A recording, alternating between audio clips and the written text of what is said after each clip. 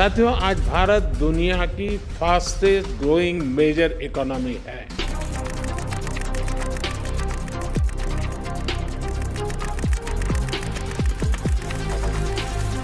भारत के प्रधानमंत्री नरेंद्र मोदी जी ने कुछ महीने पहले एक घोषणा की 2047 तक भारत को एक विकसित राष्ट्र बनाने की। यह घोषणा सुनकर पूरे देश में एक उम्मीद जगी, पर क्या इस सपने को हकीकत में बदलना इतना आसान है? क्या इंडिया कभी भी एक विकसित राष्ट्र बन पाएगा? जरा सोचिए, आज के टाइम पे इंडिया की कुल जीडीपी 3.7 ट्रिलियन डॉलर है और 2047 तक इसे 30 ट्रिलियन डॉलर पहुंचाने का लक्ष्य है। यदि हमें 30 ट्रिलियन डॉलर की इकोनॉमी बनानी है तो हमें हर साल 8% का जीडीपी ग्रोथ रखना होगा। पर यहाँ पे सवाल ये आता है, क्या ये मुमकिन है, और है तो कैसे? क्या 2047 तक भारत रियली में एक विकसित राष्ट्र बन पाएगा? क्या हम लोग एक सही रास्ते पे है या एक सपना दिखाया जा रहा है? आज की वीडियो हम लोग इन सारे क्वेश्चंस पे बात करने वाले हैं, तो बने रहिए वीडियो में, बिकॉज आज आप लोग कुछ ऐसी चीजें जानने वाले हैं जो आपको इससे पहले नहीं पता होगी। हेलो दोस्तों, आपका स्वागत है हमारे चैनल पर। एंड आज हम लोग उन क्वेश्चन का आंसर देने वाले हैं जिन क्वेश्चन का आंसर आपके माइंड में होना बहुत ज्यादा जरूरी है। एंड वो क्वेश्चन है,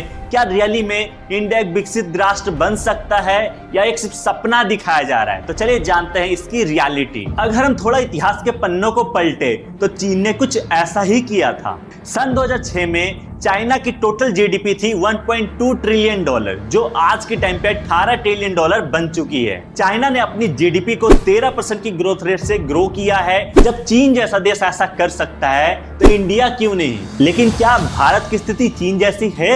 अगर नहीं तो हमें किन बदलावों की जरूरत है? बहुत सारे लोग बोलेंगे हमें जीडीपी बढ़ानी होगी, लेकिन विकसित राष्ट्र होने का मतलब सिर्फ जीडीपी बढ़ाना नहीं होता। जीडीपी के अलावा भी कुछ इंपॉर्टेंट पैरामीटर्स होते हैं जिसपे हमें काम करना होगा, तभी जाके इंडिया एक विकसित राष्ट्र बन सकती है। सबसे पहला पैरामीटर है पर कैपिटा इनकम।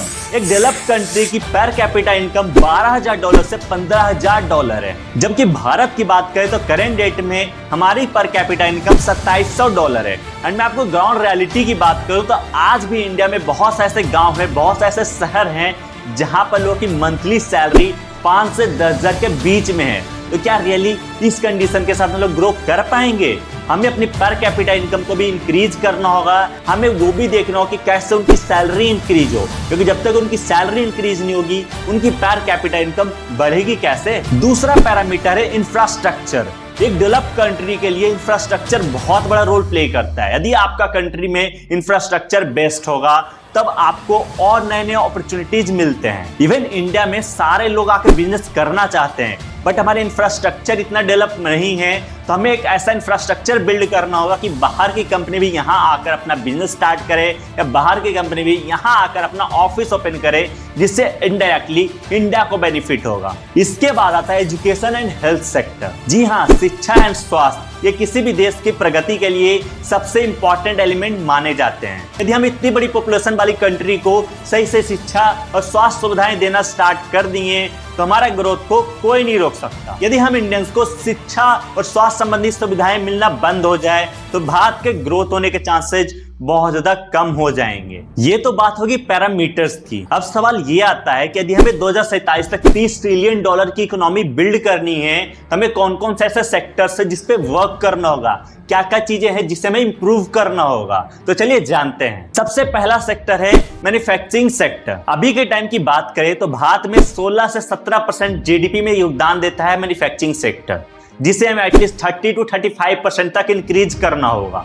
हमें चाइना की तरह एक मैन्युफैक्चरिंग हब बनना होगा ताकि हम ग्लोबल लेवल पर एक्सपोर्ट्स में अपना योगदान कर सकें। नंबर सेकंड आता है ह्यूमन कैपिटल। आज की डेट में इंडिया में 60% से ज्यादा लोग $3 पर डे भी अर्न नहीं कर पा रहे हैं। अगर हम इस बड़े हिस्से को मजबूत कंज्यूमर बेस में बदल सके तो इंडिया के जीडीपी को ग्रो होने से कोई नहीं रोक सकता। एंड इसके लिए शिक्षा एंड स्वास्थ्य पे इन्वेस्ट करना बहुत ही ज्यादा जरूरी है। इसके बाद आता है हमारा वुमेन वर्कफोर्स। महिलाओं की वर्कफोर्स में भागीदारी 16% है, जिसे हमें एटलीस्ट 50% तक ले जाना होगा। सिर्फ इसे करने से हमारी जीडीपी का 1% ग्रोथ हो जाएगा। एक बहुत बड़ी संभावना है जिसपे हमें काम जरूर करना चाहिए। लेकिन दोस्तों, ये सब करना बहुत ही आसान नहीं है। यदि भारत विकसित होना चाहती है तो विकसित होने से पहले उसे बहुत सी चुनौतियों से लड़ना होगा, जिसमें सबसे बड़ी उनकी प्रॉब्लम होगी हाई जीडीपी रेट को मेंटेन करना।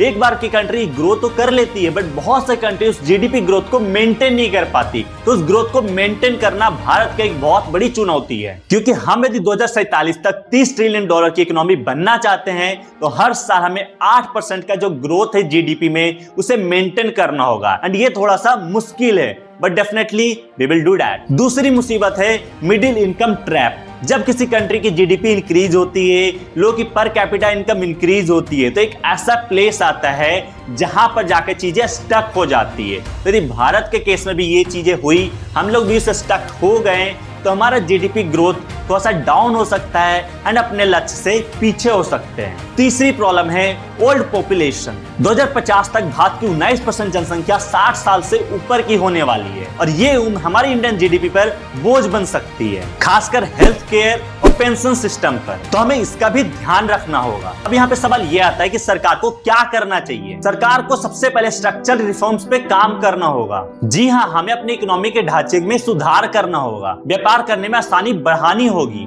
और फॉरेन इन्वेस्टर्स के लिए भारत को एक लोकप्रिय स्थान बनाना होगा। इसके बाद भारत को ग्रीन एनर्जी पे भी काम करना होगा।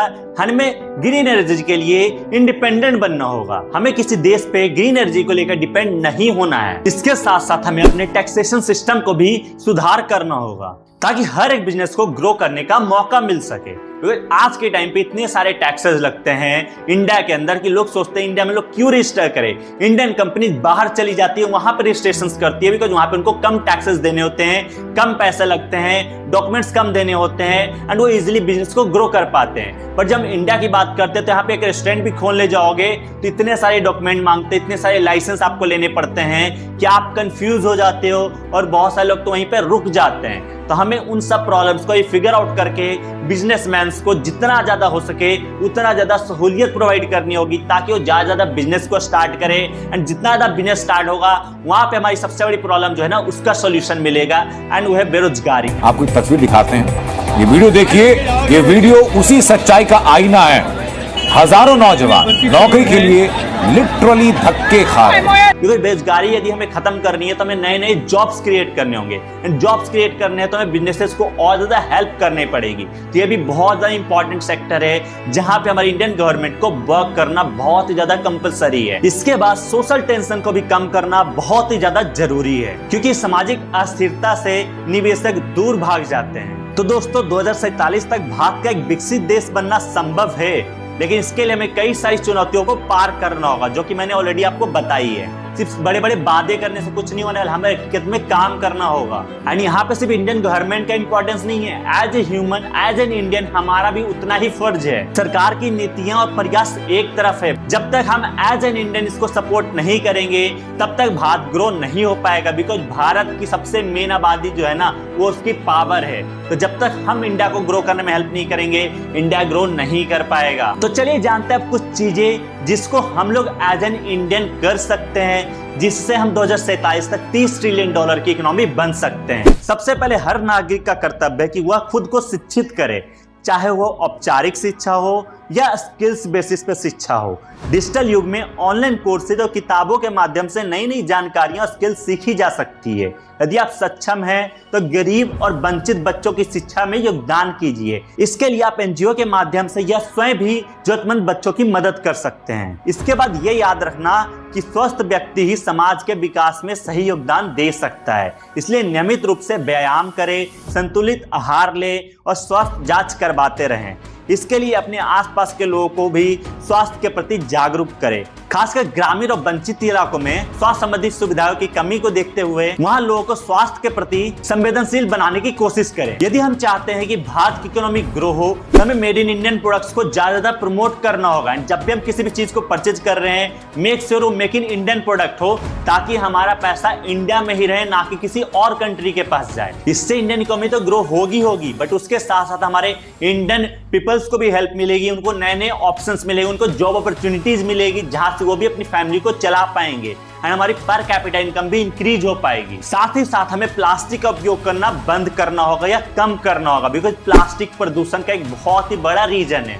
और उपयोग करने के बाद ट्राई करें कि उसके रिसाइकल करें यदि वो चीजें पॉसिबल है। यदि आपको ये प्रोडक्ट यूज कर रहे हो उसको रिसाइकल किया जा सकता है तो उसको रिसाइकल करें, ना कि रोड पे ऐसे ही फेंक दे। क्योंकि एक विकसित राष्ट्र के लिए पोल्यूशन फ्री होना बहुत ही ज्यादा जरूरी है। आज की डेट में बात करें तो दिल्ली पूरे वर्ल्ड में सेकंड या थर्ड सिटी आती है जो पोल्यूटेड सिटी है। तो जस्ट थिंक, इंडिया की कैपिटल होकर इतना ज़्यादा पोल्यूटेड है। यदि हमें ग्रो करना है, हमारे इंडिया को ग्रो करना है, इकोनॉमी बेस्ट बननी है, तो हमें अपने पोल्यूशन को भी कंट्रोल करना होगा। साथ ही साथ बिजली और पानी से इंपॉर्टेंट प्राकृतिक संसाधनों का सही से उपयोग करें, अधिक से अधिक ऊर्जा का बचाव करें, ताकि आप इनडायरेक्टली इंडिया को सपोर्ट कर सके एंड हमारी ऊर्जा को बचा सके और हमारे पर्यावरण को नुकसान होने से बचा सकते हैं। पर आई नो इंडिया में हर कोई आर्थिक रूप से सक्षम नहीं है, पर हर कोई समय के योगदान तो दे ही सकता है। सामाजिक संगठनों, एनजीओ और सामाजिक कार्यों में भाग लेकर देश की सेवा कर सकते हैं। डिजिटल युग में टेक्नोलॉजी एक बहुत इंपॉर्टेंट एलिमेंट बन चुका है एंड हमें उसे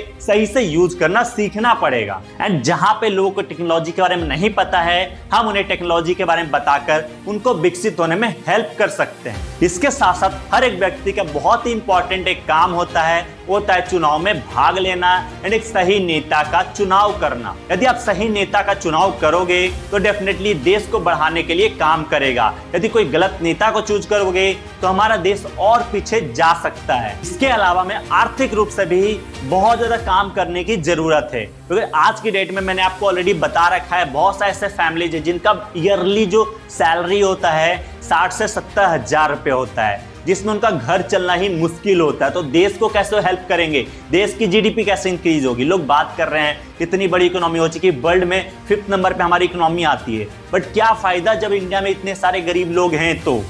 तो हमें अपनी जीडीपी तो इंक्रीज करनी ही करनी है, बट जीडीपी के साथ साथ मैंने जो भी चीजें बात करी है हमें उस पर ही वर्क करना होगा। एंड एज एन इंडियन हमें भी काम करना होगा, ना कि हम सिर्फ ये सोच ले कि गवर्नमेंट काम कर रही है, सरकार काम करेगी, ये नेता काम करेगा, वो नेता काम करेगा। वो तो काम करेंगे ही, आप भी काम करोगे तभी ये सपना सच हो सकता है। 2047 तक $30 ट्रिलियन हम लोग बन सकते हैं, बट इसमें हम सभी का साथ चाहिए। यदि हम लोग आर्थिक रूप से सक्षम हो जाएंगे तो देश भी सक्षम हो जाएगा। आई होप ये वीडियो आपको पसंद आई होगी। पसंद आए तो वीडियो को लाइक करना ना भूले, ये वीडियो अपने सारे दोस्तों के साथ शेयर करें एंड उनको बताएं कि इंडिया की ग्रोथ में वो लोग क्या इंपॉर्टेंस रखते हैं, क्या क्या चीजें वो लोग कर सकते हैं और आज से इन चीजों पे अमल करना स्टार्ट करें। बाकी मैं आपसे मिलता हूँ नेक्स्ट वीडियो, तब तक के लिए थैंक्स फॉर वॉचिंग गाइस।